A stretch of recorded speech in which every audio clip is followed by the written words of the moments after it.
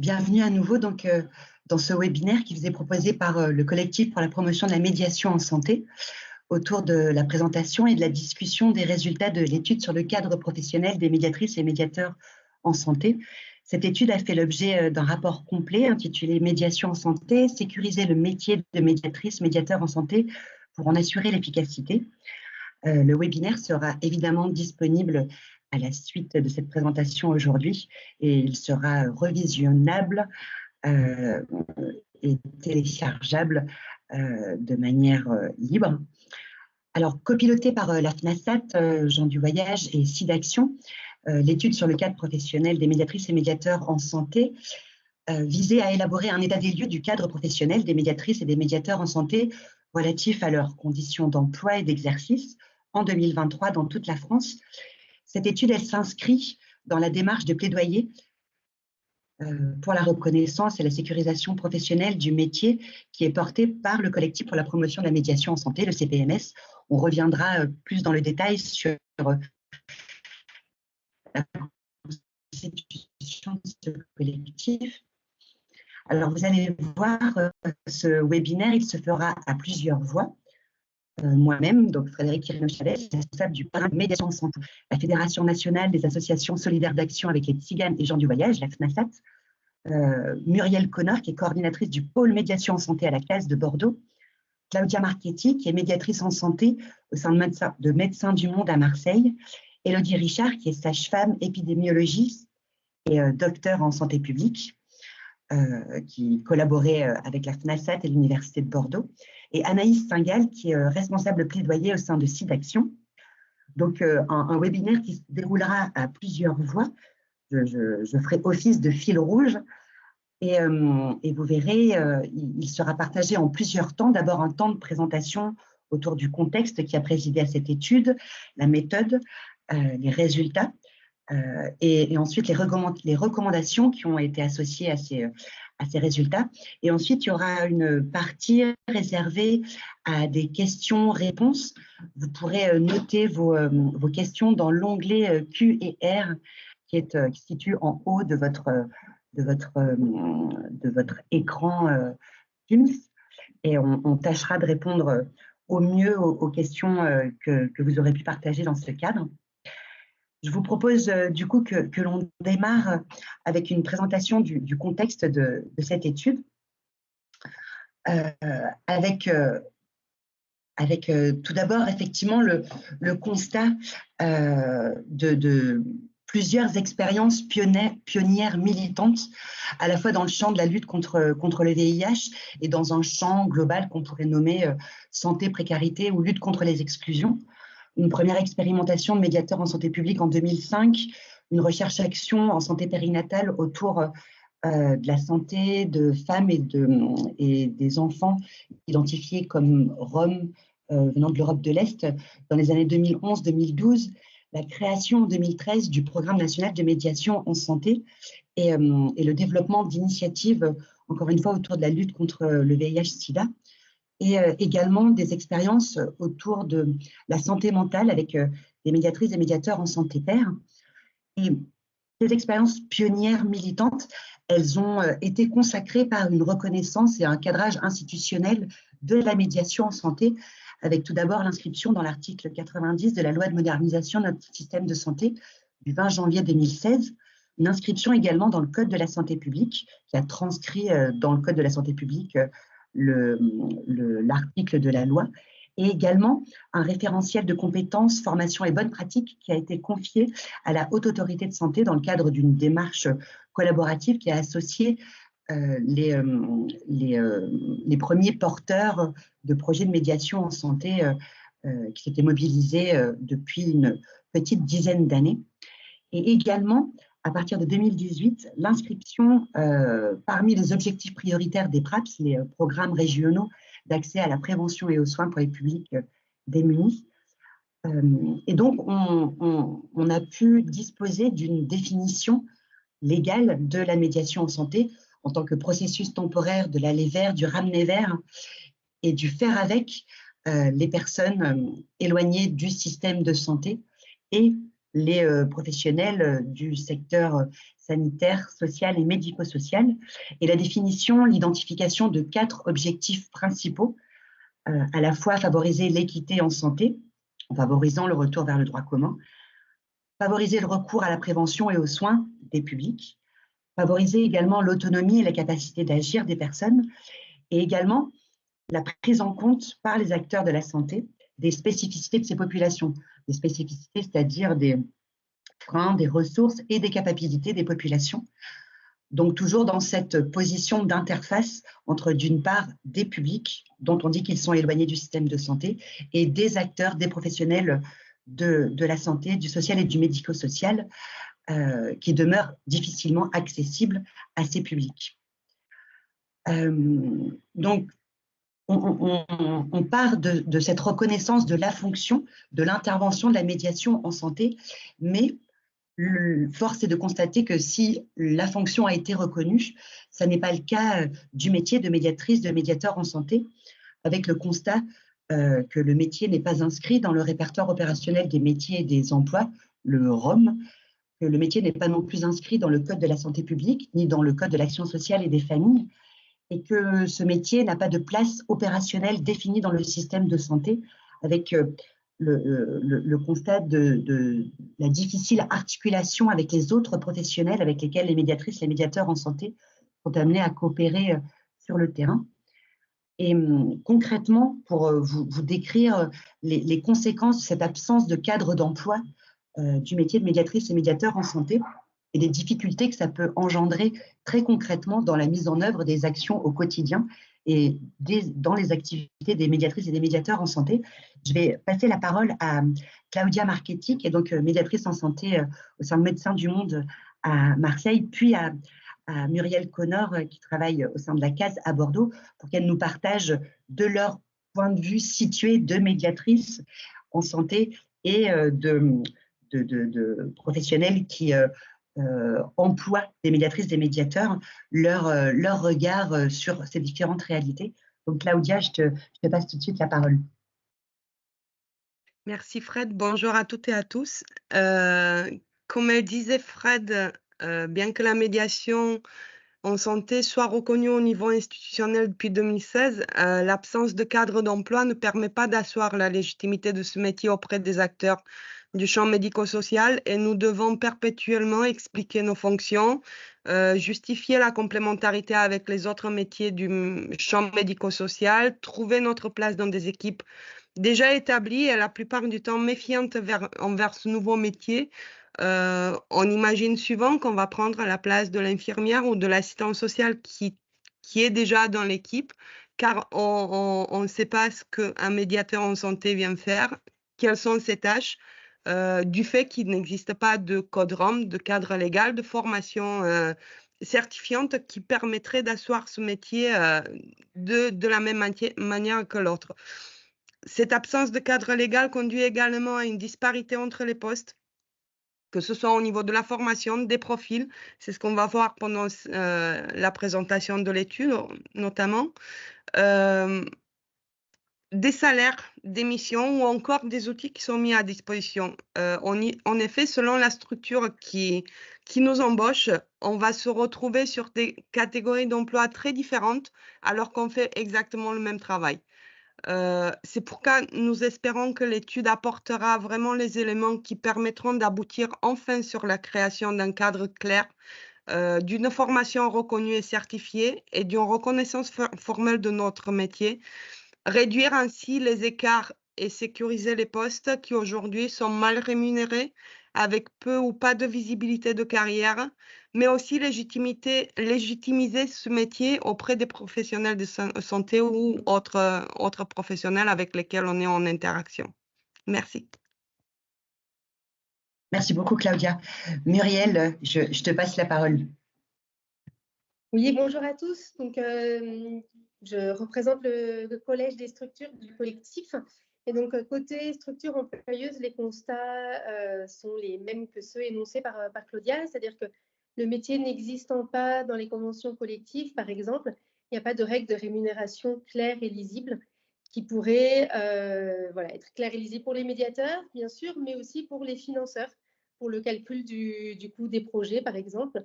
L'absence d'identité sociale et professionnelle reconnue pour ce métier qui est encore dans certains territoires récents, c'est un enjeu pour l'intégration des médiateurs en santé dans les équipes, mais aussi pour les relations avec les partenaires, puisque comme le disait Claudia, il faut réexpliquer les missions, le cadre d'intervention, la complémentarité avec les autres métiers socio-sanitaires. Et selon les contextes et les territoires, cette absence de reconnaissance du métier peut aussi compliquer le financement de postes de médiateurs en santé, puisqu'il n'y a pas de cadre de financement homogène et clair au niveau national qui permettrait au niveau plus locaux de flécher des financements pour la création de ces postes. Voilà, merci. Merci beaucoup Claudia et Muriel. Donc voilà, hein, on l'a compris, hein, on a réuni un ensemble de constats empiriques voilà, issus des pratiques de terrain et qui étaient partagés par différents porteurs de projets de médiation en santé dans les lieux et les contextes d'intervention variés qui représentent aussi toute la diversité de la médiation en santé. Et face à ces constats partagés, il y a eu la volonté de se rapprocher entre structures porteuses de projets de médiation en santé, entre chercheurs, chercheuses qui travaillaient autour des enjeux que mobilise aujourd'hui la médiation en santé. C'est un objet de recherche aujourd'hui prégnant, sans oublier évidemment les premières concernées que sont les médiateurs et les médiatrices en santé, avec cet objectif louable de faire force commune. On est toujours plus intelligent et plus fort à plusieurs que seul et isolé. Et donc, la finalité principale de ce rapprochement était dès le départ, donc dès début 2022, ces initiatives de rapprochement ont commencé dès le premier trimestre 2022. L'objectif, c'était de plaider pour la reconnaissance et la sécurisation professionnelle du métier de médiatrice et médiateur en santé. Et pour venir justement à la fois éclairer le réel et soutenir des recommandations, un plaidoyer du collectif qui était en train de se constituer, le choix a été formulé de concevoir, de co-construire et de lancer une étude sur le cadre professionnel des médiatrices et des médiateurs en santé pour pouvoir disposer de données robustes qui viendraient compléter les constats de terrain et sur lequel on pourrait asseoir des recommandations en les inscrivant dans les réalités de terrain. Donc, je vous propose tout de suite de passer la parole à Élodie Richard, qui a été co-investigatrice avec Sabrina Cossé de l'étude donc, sur le cadre professionnel des médiatrices et des médiateurs en santé. Et Élodie va nous présenter à la fois les méthodes qui ont prévalu à cette étude et les résultats principaux. Je passe la parole, Élodie. Merci. Merci, Frédéric. Je vais commencer par reprendre les objectifs de l'étude. Donc, l'idée étant de pouvoir vraiment représenter l'ensemble des constats qui ont été élaborés précédemment et discutés avec Frédéric. L'objectif principal de l'étude était donc d'élaborer un état des lieux du cadre professionnel des médiatrices, médiateurs en santé, relatifs à leurs conditions d'emploi et d'exercice en 2023 dans toute la France. Donc, ça veut dire métropole et territoire d'outre-mer. Les objectifs spécifiques étaient d'identifier si ce cadre professionnel varie en fonction du statut et en fonction de la catégorie de la structure employeuse, et d'identifier les facteurs favorisant la reconnaissance du métier de médiatrice-médiateur en santé pour en formuler des recommandations pour la reconnaissance et la sécurisation de ce métier. Donc pour ça, on a utilisé des méthodes. Donc on a mené une étude en méthode mixte, collaborative et participative, copilotée par SIDAction et la FNASAT. Et c'était une étude en 2 temps. On a réalisé une première enquête quantitative transversale entre février et avril 2023 à l'aide d'un échantillonnage en boule de neige. On a pu collecter les données grâce à des questionnaires en ligne via Frameform qui durait à peu près 15 minutes. Et on avait 2 questionnaires. Un questionnaire à destination des structures, c'est-à-dire les coordinateurs ou les directeurs de structures qui mettaient en œuvre la médiation en santé pour recueillir des éléments autour du statut juridique, des ressources humaines, le financement et les axes de plaidoyer qu'ils jugeaient importants. Et un questionnaire à destination des médiateurs, médiatrices en santé qui recueillait des données autour du profil, du cadre professionnel, des éléments au niveau du poste, les difficultés et les besoins rencontrés et exprimés, et également les axes de plaidoyer qui leur étaient propres. Et pour cela, on a réalisé des analyses statistiques assez classiques, descriptives, des analyses descriptives et une régression logistique pour mieux comprendre les facteurs qui favorisent la reconnaissance du métier de médiateur, médiatrice en santé.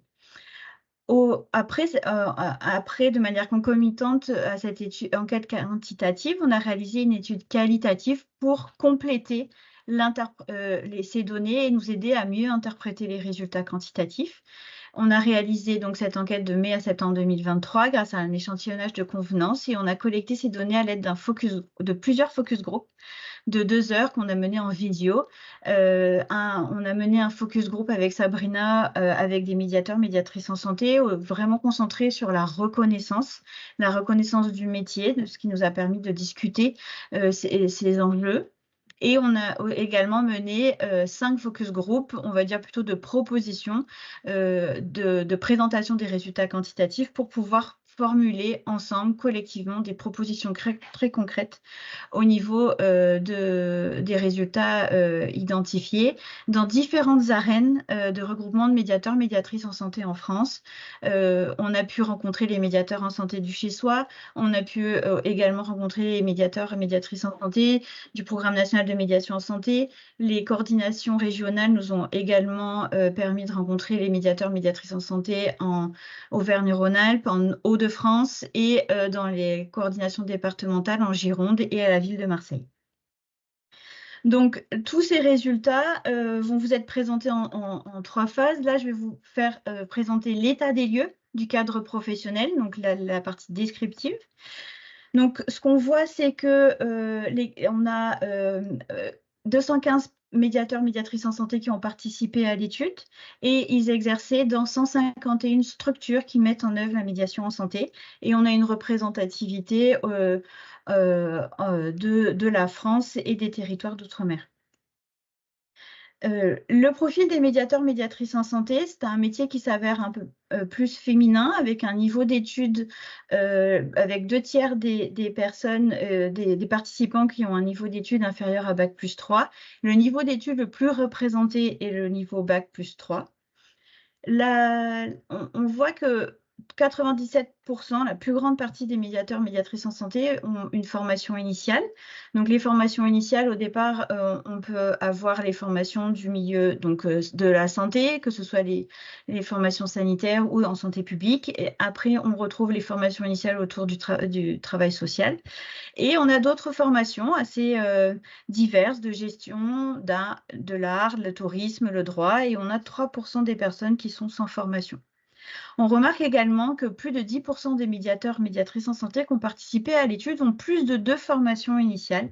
Et on a vu apparaître ce que j'appelle des combos de formation initiale, donc des personnes qui sont issues du milieu sanitaire et qui vont compléter leur formation en sciences humaines et sociales, ou des personnes qui ont été dans des métiers, dans des formations assez diverses et qui vont compléter la compréhension de leur vécu par une formation plutôt aussi également en sciences humaines et sociales. Là, les 30% des personnes qui ont participé à l'étude ont une formation en médiation en santé et 20% ont une formation en médiation en santé en cours. Et les 2 diplômes qui émergent le plus sont le DU de médiation en santé et la licence de médiation en santé pair. Et on avait demandé également, on avait une question qui demandait si la personne se sentait médiateur en santé pair, médiateur en santé non pair ou ne savait pas. Et dans les participants à l'étude, on a à peu près 30% des personnes qui se considèrent médiateurs en santé pair, 58% qui se considèrent médiateurs en santé non pair et 13% des participants qui ne savaient pas. Hop. Voilà, donc au niveau du cadre d'exercice général de la médiation en santé, donc on voit ici donc les publics potentiels d'intervention auprès duquel les médiateurs en santé interviennent. Donc on voit les publics majoritaires sont plutôt les populations migrantes et les personnes sans domicile. Mais on voit surtout l'étendue de l'ensemble des publics auprès duquel un médiateur, médiatrice en santé intervient.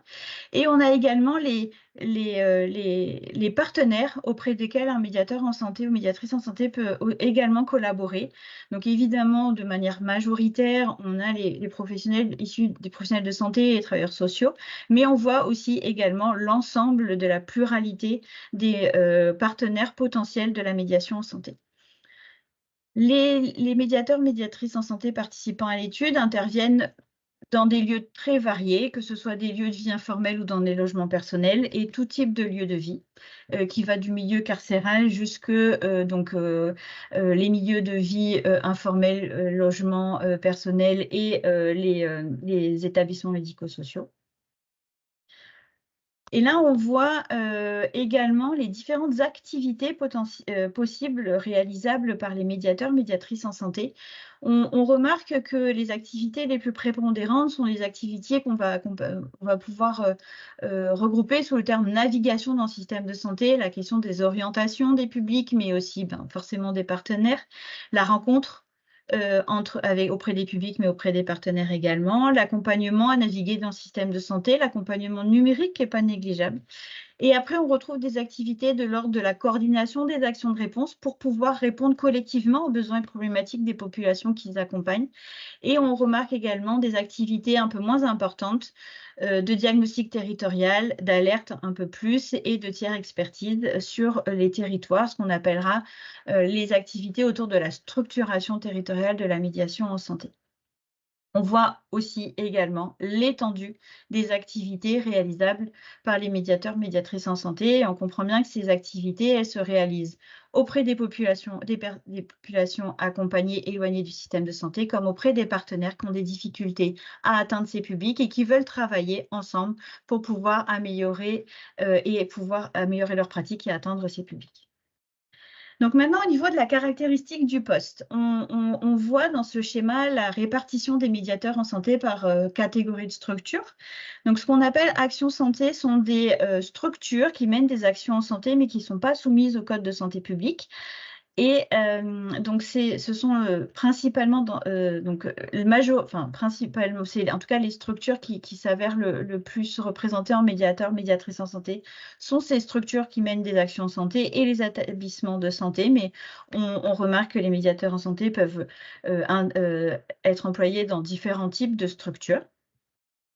En suivant les statuts juridiques des structures sont essentiellement, donc pour 2/3 des médiateurs et médiatrices en santé ayant participé à l'étude, qui sont des travaillent en association, et un peu moins de 20% d'entre eux en établissement public de santé.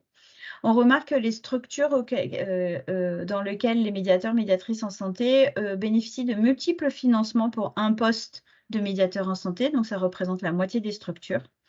Les médiateurs en santé ont un contrat de travail plutôt un contrat de travail à durée déterminée pour un tiers d'entre eux, à temps partiel également, et avec une ancienneté dans la structure médiane de 2 ans. Le salaire net mensuel médian repéré donc, dans l'étude par rapport aux résultats collectés est de 1 620 € par mois. Ce qui correspond à un salaire assez en dessous du salaire mensuel net médian dans la population générale selon les données de l'INSEE, qui est de 2 091 € après impôt dans le secteur du privé. On remarque également que le taux horaire net médian est de 11,10 € et plus de la moitié des médiateurs, médiatrices en santé ayant participé à l'étude expriment une situation financière perçue comme insuffisante pour leur quotidien. Maintenant, on va voir les difficultés et les besoins rencontrés dans le poste. Donc, 85% des personnes qui ont participé, des médiateurs, médiatrices en santé qui ont participé à l'étude expriment des difficultés de collaboration avec les partenaires. Les raisons évoquées étaient la méconnaissance du métier de médiateur en santé et de leur rôle, le défaut de communication, le sentiment de chevauchement entre les métiers et le manque de reconnaissance, le sentiment de manque de reconnaissance. En suivant, la moitié des médiateurs, médiatrices en santé qui ont participé à l'étude expriment aussi un manque de moyens pour l'exercice de leur métier, avec un manque de moyens essentiellement matériels et financiers. Et pour 30% d'entre eux, des difficultés dans le poste au niveau d'un manque d'effectifs, d'un manque de soutien hiérarchique et un manque d'expérience dans le poste. Par rapport aux besoins identifiés nécessaires à l'exercice de leur formation, 71% des médiateurs, médiatrices en santé participant à l'étude ont mis en besoin premier la formation pour un tiers d'entre eux, le salaire acceptable pour un quart d'entre eux, être écouté et soutenu et la question de la pérennisation des postes. Alors maintenant, on a aussi collecté des données autour de la reconnaissance du métier de médiateur, médiatrice en santé. Et là, on peut remarquer que le sentiment de reconnaissance non perçue augmente en fonction du type de personne avec lequel le médiateur, médiatrice en santé collabore. Et on voit qu'un tiers des médiateurs en santé ayant participé à l'étude expriment un sentiment de reconnaissance non perçue auprès des partenaires. Donc les enjeux pour les médiateurs, médiatrices en santé, le sujet à défendre est vraiment la reconnaissance du métier pour 3/4 d'entre eux et la précarité du statut pour la moitié d'entre eux. Et il est important pour les participants à l'étude de développer un plaidoyer autour de l'enjeu statutaire, donc c'est-à-dire la favorisation d'un statut professionnel, puis l'enjeu institutionnel avec un besoin de soutien institutionnel dans les structures de soins, de reconnaissance du positionnement et de la légitimité des médiateurs, et en suivant un enjeu financier pour la pérennité des postes et un enjeu organisationnel par rapport aux besoins d'appui et de coordination, de liens d'échange, d'informations et de ressources et de partenariats renforcés au sein des territoires. Comme je vous l'ai dit, il y avait aussi, on a collecté également des données auprès des structures. Donc, on peut remarquer que 66 structures ont participé à l'étude. Dans ces 66 structures, 82% d'entre elles bénéficiaient d'un pôle sanitaire, c'est-à-dire qu'elles fournissaient des soins sanitaires. Et un tiers d'entre elles bénéficiaient d'un pôle social et 29% d'entre elles avaient un pôle combiné sanitaire et social. Ces 66 structures représentent 210 postes de médiateurs en santé. Et quand on a étudié le nombre de médiateurs, médiatrices en santé par site de ces structures, parce que une structure peut avoir plusieurs sites de mise en œuvre, on remarque que le nombre d'équivalents temps plein d'un médiateur en santé est de 1. Donc on remarque vraiment que l'exercice de la médiation en santé, du métier de médiateur en santé, est un exercice assez solitaire. Le sous-effectif, donc on remarque aussi que donc, les structures ont précisé que pour 38% d'entre elles, elles étaient en sous-effectif de personnel en général. 92% d'entre elles bénéficient d'une fiche de poste, un peu moins de la moitié de grille de salaire, et le salaire brut mensuel médian d'un médiateur en santé dans les structures participantes était de 2 085 €. Au niveau des conventions collectives, donc pour plus de 10% des structures, les conventions collectives, je vous ai précisé les types de conventions collectives les plus utilisées sont celles que j'entoure là avec ma flèche. Et après, donc de manière beaucoup plus anecdotique, c'est ces conventions collectives qui sont plutôt employées. Et 69% des structures utilisent une convention collective. On a aussi questionné la question des critères de recrutement et on voit que les critères de recrutement principaux sont le savoir-être, la posture et l'expérience de l'environnement. Et quand on a questionné le profil recherché pour un poste de médiateur en santé, un tiers des participants ont exprimé le besoin d'avoir quelqu'un qui est pair, donc soit qui est pair des personnes qui vont être accompagnées, soit une personne qui a une expérience professionnelle précédente en médiation en santé pour 20% d'entre eux. Donc maintenant, la question des financements. On remarque que le financement des postes de médiateurs, médiatrices en santé sont de provenance multiples pour un seul poste. Les sources de financement principales sont les agences régionales de santé, SIDA-Action, les collectivités territoriales, les départements et les sources internes aux structures. Et de manière plus anecdotique, d'autres fonds qui peuvent être mobilisés. La durée médiane des financements est de 1 an. Et pour les structures, les axes de plaidoyer à développer sont d'abord l'enjeu financier, en suivant l'enjeu statutaire, puis l'enjeu institutionnel. Donc maintenant, je vais vous préciser les spécificités de ce cadre professionnel des médiateurs, médiatrices en santé, en fonction de leur statut et de la catégorie des structures employeuses. Donc tout d'abord, on va voir ces spécificités en fonction du cadre professionnel, de ce cadre professionnel en fonction du statut. Donc le statut, ce qu'on appelle donc un médiateur en santé pair ou un médiateur en santé non pair, est-ce qu'il y a des différences qui apparaissent? Donc on voit qu'au niveau du profil, les médiateurs en santé pair exercent plus en établissement de santé et médico-social, alors que les médiateurs en santé non pair exercent plus en structure menant des actions en santé. Les médiateurs en santé pair on remarque une présence d'hommes un peu plus importante et de personnes un peu plus âgées que les médiateurs en santé non pair, avec un niveau d'études plus important inférieur au bac, alors que les médiateurs en santé non pair ont un niveau d'études plus souvent à bac plus 5.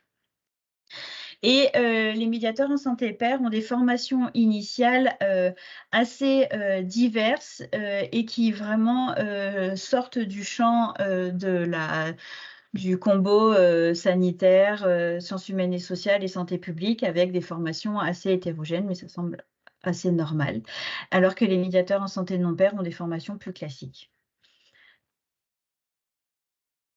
Donc, au niveau du cadre d'exercice, on n'a pas observé de différence que ce soit dans les publics d'intervention, les partenaires, les lieux d'intervention, les activités, entre les deux statuts. Au niveau du poste, par contre, on observe des différences. Les médiateurs en santé pair sont plus en contrat à durée déterminée, ils sont plus à temps partiel. Ils bénéficient également de plus de soutien par l'encadrement avec des réunions et des analyses de pratique. Et par contre, ils ont un taux horaire net médian de 10,08 €, c'est-à-dire inférieur, ils ont à peu près 60 centimes en moins au niveau du taux horaire par rapport à un médiateur en santé non pair. Par rapport aux difficultés, donc on n'observe pas de différence dans les de difficultés par rapport au statut. Par contre, les difficultés ne sont pas les mêmes. C'est-à-dire que pour les médiateurs en santé pair, ils nous ont bien précisé que c'était la question du soutien qui était importante et qui engendrait des difficultés quand il était absent. Et alors que pour les médiateurs en santé non pair, c'était une question de manque d'effectifs. On remarque également que on remarque une plus grande difficulté de collaboration pour les médiateurs en santé non pair. Maintenant, au niveau des besoins, donc les médiateurs en santé pair expriment des besoins en termes de soutien et de formation, alors que les médiateurs en santé non pair demandent plus une revalorisation salariale et également une formation.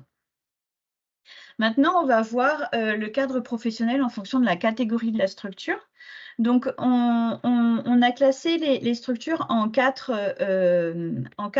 groupes, catégories.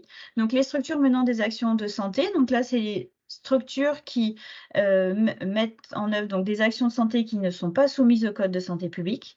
On a les structures menant des actions sociales. Donc, ce sont des structures qui ne sont pas soumises au Code de l'action sociale et des familles. Après, on a les établissements de santé et les établissements sociaux et médico-sociaux. Que ce soit le poste, le profil ou le cadre d'exercice, on n'observe pas de différence entre les différentes catégories de structures. Par contre, les différences apparaissent au niveau des difficultés, des besoins et de la reconnaissance. Donc là, je vais vous préciser, en termes de difficultés, donc il y a plus de difficultés exprimées pour les médiateurs, médiatrices en santé qui travaillent au sein de structures menant des actions sociales ou d'établissements de santé. Par contre, ce ne sont pas les mêmes. Dans les structures menant des actions sociales, les difficultés sont le manque d'effectifs, et les établissements de santé, la difficulté est le manque de soutien. On remarque quand même qu'il y a les plus grandes, enfin, dans les établissements de santé, les difficultés de collaboration sont plus importantes et elles sont expliquées par un manque de reconnaissance et une méconnaissance du métier. En termes de besoins, je ne peux pas revenir en arrière. En termes de besoins, on voit que les besoins ne sont pas les mêmes en fonction des différentes catégories de structures. Donc, dans les structures menant des actions sociales et dans les structures des établissements sociaux et médico-social, c'est plutôt un besoin de formation et de salaire, alors que dans les établissements de santé, les besoins sont autour de l'écoute et du soutien. On retrouve cette question de soutien. En suivant, on peut réfléchir, donc on a aussi des résultats autour de la reconnaissance. On voit que dans les établissements sociaux et médico-sociaux, les médiateurs en santé expriment une plus forte, ont un sentiment de reconnaissance plus important en interne aux structures, alors que les médiateurs, médiatrices en santé qui sont embauchés, qui travaillent dans les établissements de santé, expriment donc un sentiment de reconnaissance moindre auprès donc des partenaires et des publics. Il est aussi également plus difficile de faire respecter sa place de tiers dans les établissements de santé auprès des partenaires. Donc, on est bien d'accord, la médiation en santé, c'est une intervention à l'interface dans laquelle le médiateur en santé se positionne à l'interface entre le système de santé et entre les personnes qui l'accompagnent et le système de santé ou les partenaires avec lesquels il travaille. Et cette place n'est pas toujours facile à faire respecter. Et donc, elle apparaît plus difficilement à faire respecter en établissement de santé et également au sein de structures menant des actions sociales, que ce soit auprès des partenaires ou des publics. Donc maintenant, je vais vous je vais vous présenter les résultats autour de la reconnaissance du métier de médiateur, médiatrice en santé. Grâce à l'enquête quantitative, on a pu identifier plusieurs facteurs qui favorisent la reconnaissance du métier de médiateur en santé par les partenaires. On voit qu'on a des facteurs qu'on peut regrouper en 3 catégories. Donc, des facteurs individuels, avec le fait d'avoir une situation financière perçue favorablement. Des facteurs qui sont plutôt d'ordre organisationnel, avec le soutien par l'encadrement et des analyses de pratique. Et des facteurs qu'on va dire plus collectifs, avec la question de la reconnaissance de l'utilité de la médiation en santé, le respect de la place de tiers par les partenaires et la reconnaissance du métier de médiateur en santé par le public. On a donc précisé ces derniers facteurs dans nos focus groups, dans le focus group sur la reconnaissance du métier. Et ça nous a permis de comprendre que la reconnaissance de l'utilité de la médiation en santé était acquise par les partenaires. Par contre, on a pu identifier des raisons de non-reconnaissance du métier de médiateur en santé avec des difficultés qui sont de l'ordre du respect du secret médical pour les médecins ou les difficultés de faire comprendre la place de la médiation en santé dans cette relation de soins dyadique avec la distribution des espaces de confidentialité et de pouvoir qui vont varier. Et la confrontation des postures symboliques entre le médecin, avec sa position d'autorité médicale, même s'il s'en dédouane, c'est quand même une posture qui peut donc être visible, et du médiateur, médiatrice en santé, qui a plutôt une posture d'interface et qui se base sur les besoins des personnes, donc une logique d'émancipation avec un partage de savoir. Pour cette dernière, on se rend compte quand même que cette confrontation des postures n'est pas exclusive à la médiation en santé et peut être vécue par tout autre professionnel de santé non médecin ou travailleurs sociaux qui travaillent en collaboration avec un médecin. En suivant, on peut se rendre compte aussi que malgré que les médiateurs en santé essayent d'expliquer ce qu'ils font, quelles sont leurs missions sur le territoire, en rencontrant en amont les partenaires du territoire, mais il s'avère que ces rencontres sont peu efficaces à cause des problèmes organisationnels actuellement vécus dans les secteurs donc, sanitaires, social et médico-social.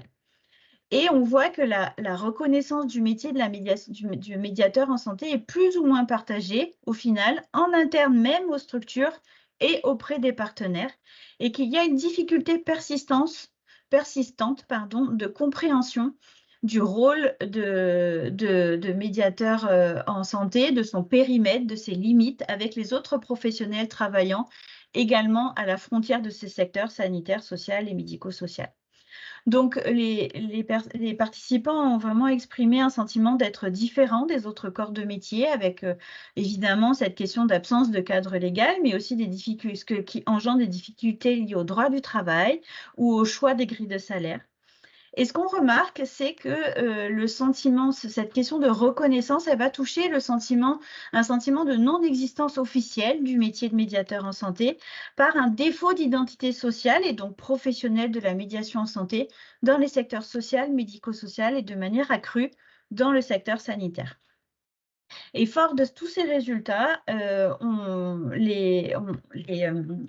Anaïs va vous présenter l'ensemble des recommandations qui ont pu être discutées au sein des focus group pour essayer d'avancer sur ces questions. Je vous remercie. Merci beaucoup, Élodie. Effectivement, c'est maintenant Anaïs Singal qui va venir vous présenter les recommandations qui ont été formulées dans le cadre de la conduite de cette étude au sein du collectif pour la promotion de la médiation en santé. Je te passe la parole, Anaïs.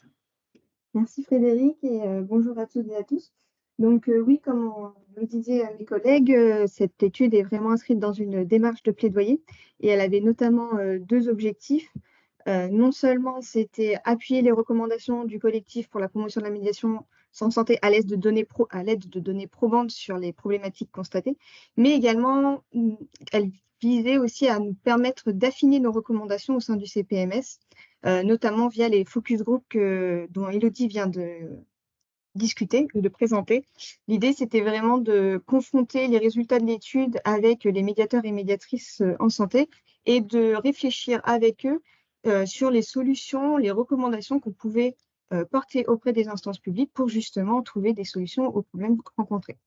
Donc, il y en a eu plusieurs. Il y a eu des focus group au sein du Programme national de médiation en santé, auprès de Un chez soi d'abord, en Auvergne-Rhône-Alpes, en Hauts-de-France, en Gironde, à Marseille. Voilà. Donc, l'idée, c'était vraiment de pouvoir travailler avec un maximum de personnes concernées sur l'élaboration des recommandations pour aussi leur apporter plus de légitimité et de poids.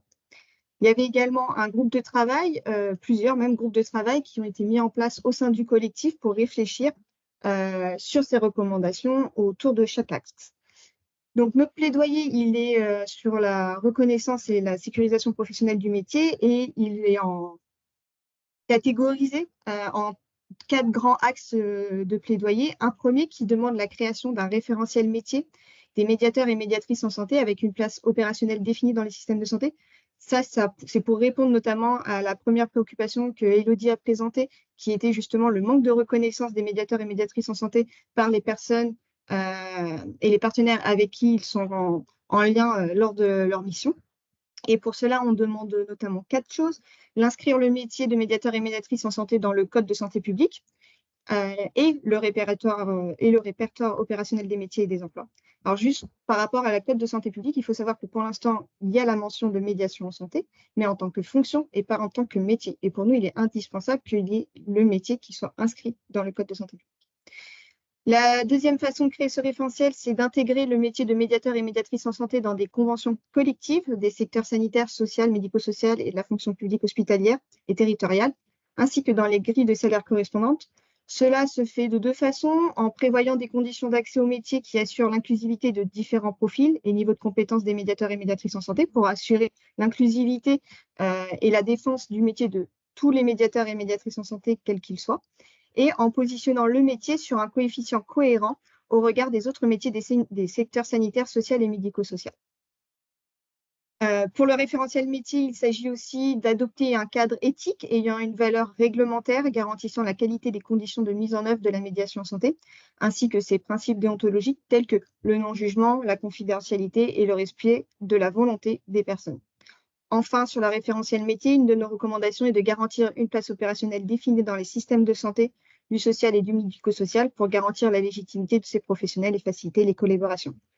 Ça se passe notamment, le collectif, il faut savoir que le collectif pour la promotion de la médiation en santé demande la mise en place d'une stratégie nationale de déploiement et de pérennisation de la médiation en santé, et on demande que dans cette stratégie, il soit prévu l'articulation et la complémentarité du métier de médiatrice en santé avec les autres métiers du secteur sanitaire, social et médico-social susceptibles d'intervenir dans le parcours des soins pour que justement on clarifie quelle est la différence entre un médiateur et médiatrice en santé, un assistant social, un interprète, etc., une infirmière, pour vraiment montrer que c'est un métier à part entière. Il y a aussi l'idée de mettre en place des modules de formation sur les missions et actions des médiateurs et médiatrices en santé dans les formations des professionnels des secteurs sanitaires, social et médico-social, pour justement que les personnes qui vont travailler, les futurs médecins, les futures infirmières, puissent être sensibilisées sur quel est le métier de la médiation en santé.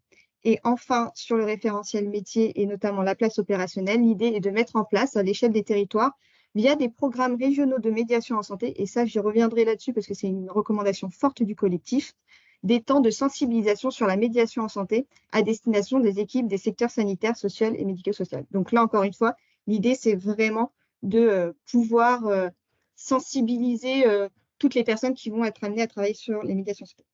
Enfin, pour continuer, on a un deuxième gros axe de plaidoyer. Il faut juste revenir à la slide d'avant, qui est sur la formation. Hop. Donc, métier à part entière veut dire formation à part entière. Donc, le collectif pour la promotion de la médiation demande de la mise en place de formations médiation en santé qui soient à la fois qualifiantes, et qui soient à la fois initiales et contenues, et qui soient reconnues par l'État. Pour cela, on demande 4 choses. D'abord, définir un référentiel de formation théorique et pratique fixant les objectifs pédagogiques visant à l'acquisition des compétences exigées par le référentiel métier. Là, encore une fois, l'idée, c'est s'il y a un métier à part, il faut définir quels sont les objectifs pédagogiques obligatoires, entre guillemets, qu'il est nécessaire d'avoir dans une formation pour qu'elle soit reconnue. Après, si des personnes veulent ajouter des modules pour répondre à une question sur la médiation en santé pair ou la médiation en santé auprès d'un public spécifié, ça peut être fait. Mais il faut que chaque formation ait ce socle commun pédagogique pour être reconnue et qualifiante sur la médiation en santé. L'idée également est de créer une licence professionnelle de médiateur et médiatrice en santé. Alors, sans exigence, et on insiste là-dessus, de diplôme préalable à l'entrée pour préserver la diversité des parcours des personnes et la reconnaissance des savoirs liés à l'expérience. La médiation en santé, comme on l'a vu, des médiateurs, il y en a, et des médiatrices, il y en a qui font ce métier depuis 20 ans. On ne va pas leur demander de passer une licence pour pouvoir avoir leur métier reconnu.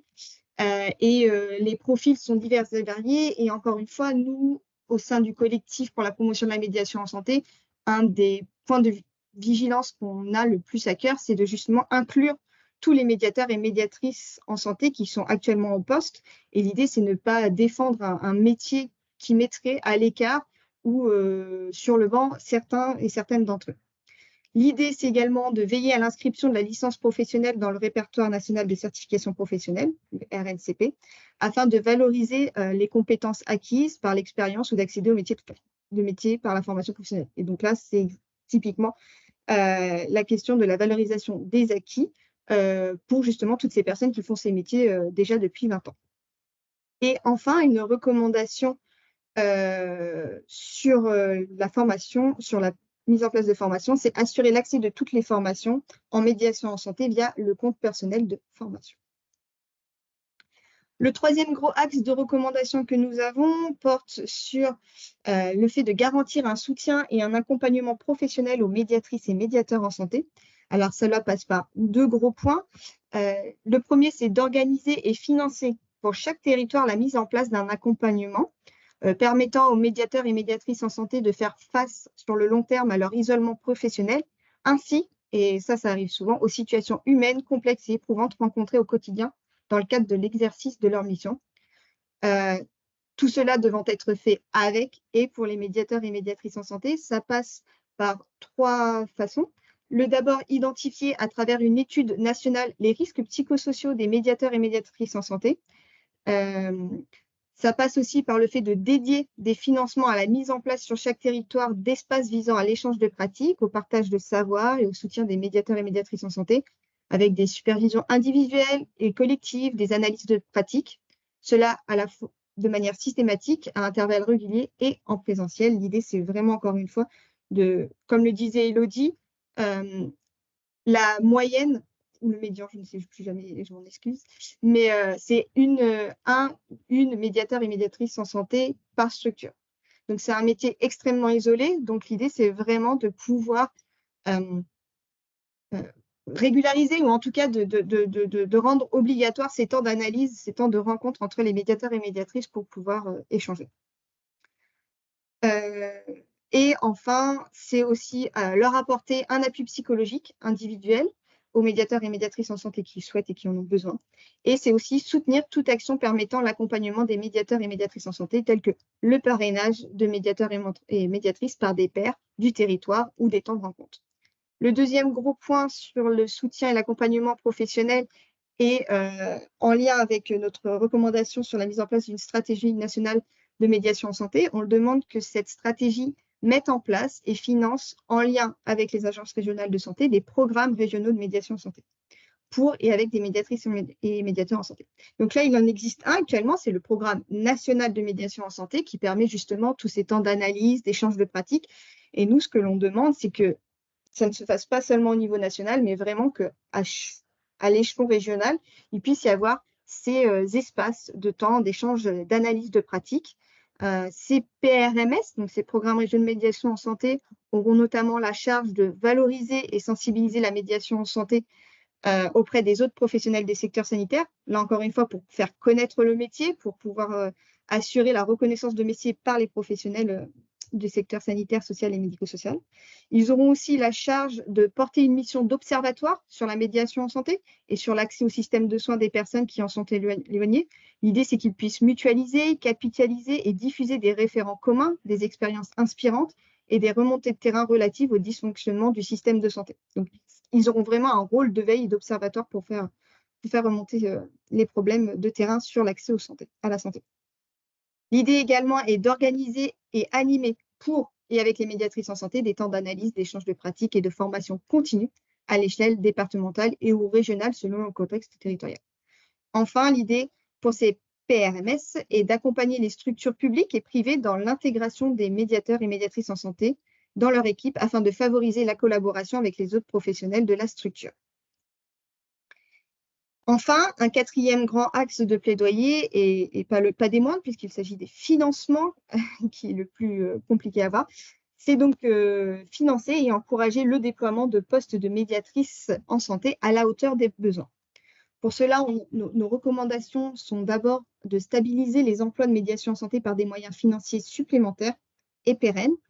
L'idée est d'assurer aux différentes échelles territoriales le financement pérenne des postes de médiatrices via des canaux stables, lisibles et adaptés, donc sans les flécher et sans les pré-identifier, mais voilà, ça peut passer à la fois par des financements conventionnels via l'assurance maladie, mais aussi des dotations hospitalières, des ondanes spécifiques, etc. Ça, on va dire que c'est dans l'idéal. À court terme, on a aussi besoin d'augmenter les budgets de l'État qui sont actuellement dédiés à la médiation en santé via les ARS, en ouvrant des crédits d'expérimentation aux structures qui souhaitent ouvrir des postes de médiateurs en santé, et également en privilégiant des financements pluriannuels type CEPOM, donc des contrats de 3 ans. Comme on le disait Élodie, les médiateurs et médiatrices en santé sont dans le cadre de leur financement et de leur contrat dans une situation précaire où ils sont sans cesse dans une attente de renouvellement. Donc là, ce qu'on demande, c'est que les financements des métiers se passent vraiment par actuellement ce qui est le plus long, donc les contrats de 3 ans. L'idée est également pour les financements pérennes d'assurer que les financements dédiés à la médiation en santé financent l'encadrement et l'accompagnement des équipes. Encore une fois, lutter contre cet isolement et permettre la reconnaissance du métier. et de rendre éligible à la prime Ségur, avec une compensation financière de l'État, l'ensemble des postes des médiatrices en santé, quel que soit le statut de la structure employeuse. Parce que pour l'instant, la prime Ségur est permise pour les structures employeuses du secteur public, mais pas du secteur privé. Nous, ce qu'on veut, c'est l'ouverture à la prime Ségur de l'ensemble des médiateurs et pour l'ensemble des médiateurs et médiatrices en santé. Une deuxième recommandation sur les questions de financement est liée au déploiement de la médiation en santé sur l'ensemble du territoire, en métropole et en outre-mer. L'idée est d'assortir la stratégie nationale de déploiement et de pérennisation de la médiation en santé d'une feuille de route et de financement dédiée à sa mise en œuvre, son suivi et son évaluation par l'État, s'entend. Mettre en place en coordination et co-construction avec les acteurs et actrices concernés un diagnostic national, évaluant les besoins en médiation en santé à l'échelle des territoires et bassins de vie pour savoir combien on a besoin de médiateurs et médiatrices en santé. Soutenir les initiatives existantes de structuration territoriale de la médiation en santé et encourager l'émergence de dynamiques dans les territoires qui ne sont pas encore couverts. Enfin, inscrire dans les structures concernées par un cahier des charges national un effectif minimum de médiatrices en santé proportionnel au nombre de personnes prises en charge par la structure, tel que c'est actuellement fait via à l'instar du dispositif ACT, un chez soi d'abord. Enfin, dans le cas des financements, l'idée est de vérifier au moment de l'octroi des financements publics dédiés à la médiation en santé que les structures puissent prétendre au financement. Parce que plus de financement veut dire plus de structures qui vont vouloir ouvrir des postes de médiation en santé pour accéder à ces financements, mais sans mettre à mal ce qu'est la médiation en santé et les potentiels médiateurs et médiatrices en santé. Donc, nous demandons à ce qu'au moment de l'octroi des financements, il soit vérifié que les structures veillent bien au respect du cadre éthique des conditions de mise en œuvre de la médiation en santé, tel qu'on le recommande, intègrent la médiation en santé dans leur projet global et disposent de fiches de poste de médiatrice en santé qui correspondent aux futurs référentiels métiers que l'on demande. Une fois qu'on a dit tout ça, je reviens juste un petit peu sur le collectif pour la promotion de la médiation en santé. Donc, comme le disait Frédéric, il a démarré en 2022. L'idée, c'était de rassembler et de représenter l'ensemble des acteurs et actrices concernés par la médiation en santé. Depuis 2022, il a beaucoup évolué ou grandi, je ne sais pas. En tout cas, il est aujourd'hui composé de 3 collèges. Un collège de médiateurs et médiatrices en santé, donc qui sont toutes les personnes physiques qui plaident pour la reconnaissance de leur métier, actuellement à peu près une 50aine de membres. Un collège de structure qui est composé des personnes morales qui soutiennent la médiation en santé, donc c'est à peu près 45 structures. Et un collège de personnes qualifiées qui sont toutes les personnes physiques ayant une expertise sur la médiation en santé, et composé actuellement de 12 membres. Donc aujourd'hui, le collectif est composé de 107 membres, plus 58 membres aussi de structures et personnes sympathisantes qui sont amenées à soutenir le plaidoyer du collectif pour la promotion de la médiation en santé. Je me permets une petite dernière slide sur les actualités et perspectives, puisque effectivement, l'idée de l'étude, c'était vraiment, encore une fois, qu'elle puisse appuyer le plaidoyer. Et donc, où est-ce qu'on en est maintenant dans le cadre de ce plaidoyer? Donc, bien sûr, l'idée, c'était de à la fois diffuser largement nos recommandations et les résultats de l'étude aux responsables politiques concernés, d'où ce webinaire par ailleurs, au niveau local et aussi au niveau national, pour les faire vivre et pour pouvoir pousser pour leur mise en œuvre. Le collectif est également aussi vigilant au suivi du rapport remis par l'IGAS en 2023 sur la médiation en santé. L'idée, c'était qu'il y ait une feuille de route au niveau national sur la médiation en santé et le rapport avait une recommandation 10 qui était la mise en place d'un comité paritaire de suivi de l'opérationnalisation des recommandations de cette feuille de route. Donc voilà, on suit cela de près. Et enfin, on continue toujours de manière collaborative avec l'ensemble des membres à affiner, à préciser nos recommandations. Les travaux se poursuivent notamment avec la réflexion sur l'élaboration d'une fiche ROM, la mise en place des programmes régionaux de médiation en santé avec des initiatives qui sont déjà en cours au niveau local et que nous, voilà, quand je dis nous, au sein du collectif, on essaye de défendre, on essaye de promouvoir et de partager entre les différentes régions. Et aussi, pourquoi pas, l'organisation d'assises sur la médiation en santé, puisque les dernières datent d'il y a 8 ans, en 2016. et avec tout ce qui se fait là en parallèle en termes de réflexion, de discussion, que ce soit au sein de nous, au niveau du collectif, mais au sein, encore une fois, au niveau local, de la multitude de ces initiatives, ça serait bien qu'il y ait des assises nationales sur le sujet. Voilà pour les recommandations. Merci. Ah, et si, je vous partage 2 documents, mais si vous ne les avez pas encore eus, on vous les repartagera. Donc, le premier qui est l'étude et le deuxième qui est le document de plaidoyer issu et basé sur l'étude. Merci beaucoup Anaïs. Donc vous voyez, hein, le collectif pour la promotion de la médiation en santé entretient une dynamique forte. On est toutes et tous mobilisés, structures, médiatrices, médiateurs en santé, chercheurs qui sont associés à cette démarche.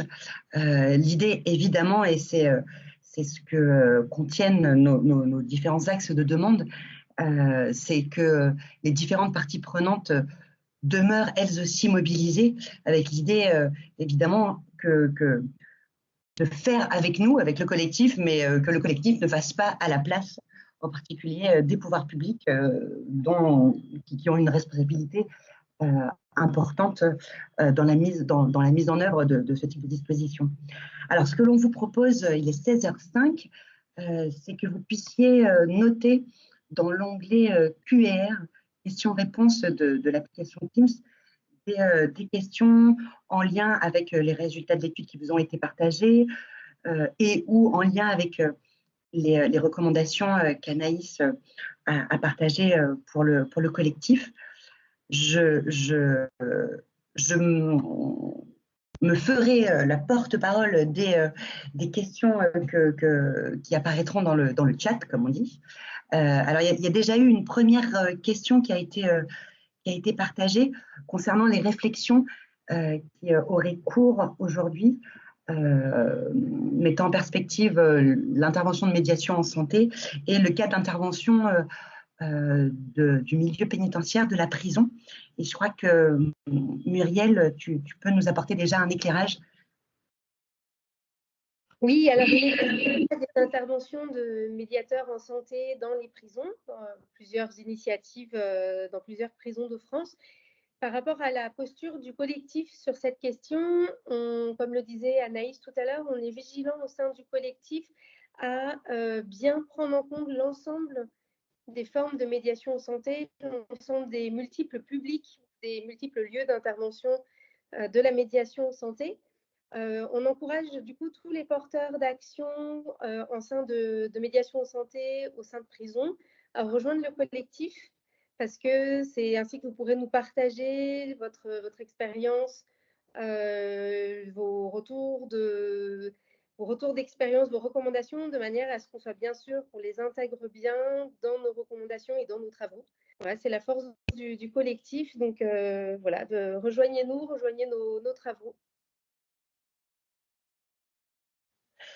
Merci Muriel. Il y a une question aussi qui concernait les possibilités de partage de l'étude, du rapport de l'étude et du document de plaidoyer. Alors, je me permets de vous partager une réponse qui est évidemment, vous pouvez vous saisir chacun de ces documents qui sont téléchargeables, en particulier sur le site de SIDAction, sur le site de la FNACET. Et on vous invite collectivement à les faire voyager, à les partager, que ce soit au niveau de votre territoire, avec les interlocuteurs que vous pouvez rencontrer dans vos différents réseaux. Et évidemment, vous pouvez les partager sur les différents supports de communication. L'idée, évidemment, c'est que ces documents, ces résultats, ces axes de demande soient diffusés, valorisés, communiqués le plus largement possible. On a une action portée par le collectif de mobilisation et de sensibilisation des pouvoirs publics, mais avec des demandes de rendez-vous pour faire valoir nos demandes. Mais évidemment, plus ces documents ils vont être connus, reconnus, plus ils auront d'écho. Et du coup, on peut l'espérer, d'écoute aussi. Alors, je regarde, je vais vérifier encore une fois sur les différents onglets de questions, s'il y a des questions, d'autres questions qui étaient posées. Hop. Non, il n'y en a pas d'autres. Je vérifie une dernière fois. Ah,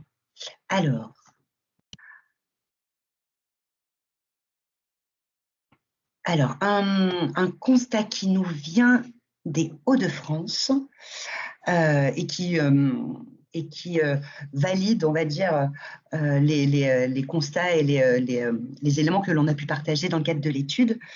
Et des remerciements. Donc, on vous retourne les remerciements pour votre participation à ce webinaire. Si vous en êtes d'accord, et puis parce que je vois qu'il n'y a pas forcément d'activité, en tout cas en termes de formulation de questions dans les deux zones de chat, on vous propose de clôturer ce webinaire. À nouveau, alors évidemment en remerciant les intervenantes qui ont partagé leur savoir-faire dans le cadre de ce webinaire, en vous remerciant toutes et tous de votre attention, de votre intérêt. Le webinaire, il sera très prochainement disponible. Vous pourrez le télécharger, le partager, à minima, encore une fois, sur le site de SIDAction, sur le site de la FNASAT. À nouveau, vous pourrez le partager, le diffuser avec ce même effet boule de neige qui a présidé au déroulement de l'étude sur le cadre professionnel. À nouveau, on vous remercie de votre intérêt, de votre participation. Et comme le rappelait Muriel, vous pouvez rejoindre le collectif en vous adressant à Anaïs, à moi. La démarche pour rejoindre le collectif, elle est assez simple, hein. Il suffit, entre guillemets, de valider le document de positionnement du collectif et le cadre de partenariat qui formalise les relations au sein du collectif. Et ensuite, vous pourrez vous investir dans les différents espaces de réflexion partagés qui sont mis en œuvre au sein du collectif. On vous dit collectivement à très bientôt. Merci encore à vous et à très vite.